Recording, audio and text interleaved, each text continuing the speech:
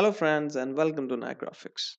We are on the way of learning 11 basic things before using Illustrator. So far, we have done 5 things, which are interface, workspace, zooming, panning, and intro to anchor points and paths.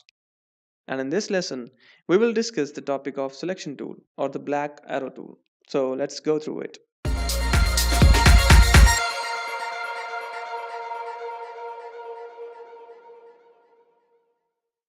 Any drawn thing is called an object in Illustrator. And Illustrator is a complete object oriented program, which means that Illustrator keeps the identity of every object separate from each other. Every object is independent and can be individually edited, and for editing any object, you must select that object. Let me show you a live example. This is a simple paper on which a rectangle, a hexagon, and a triangle is drawn. Assume this paper to be the artboard.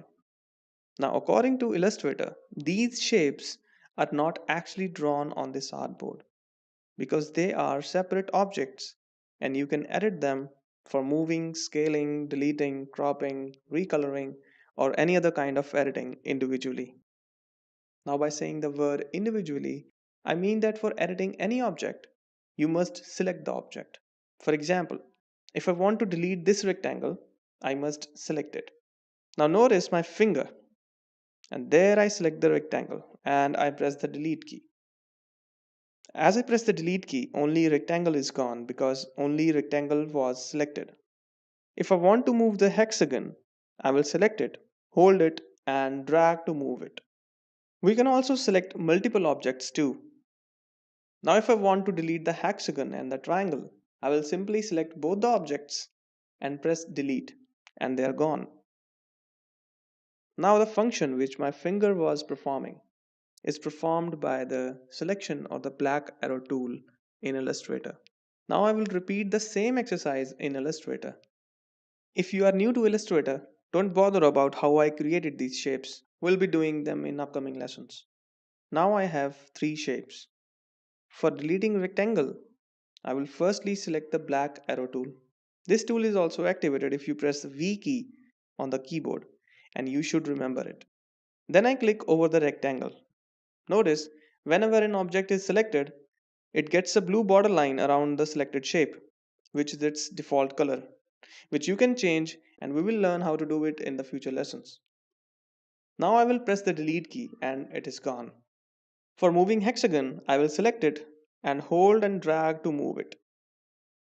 Now if I want to select and delete both these shapes, I will drag and draw a selection area to cover both the objects.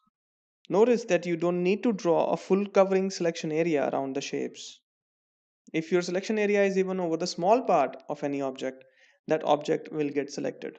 You can also select multiple objects by pressing Shift key and then select the desired objects. Now both the shapes are selected, and there I press the delete key and they are gone. This was not all about the selection tool because there is a lot to explore about it in the future lessons. But surely, this basic lesson is enough for you to enter and start working in the seamless world of Illustrator.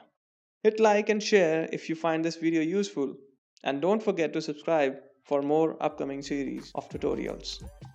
Thanks for watching Night Graphics, and you stay well.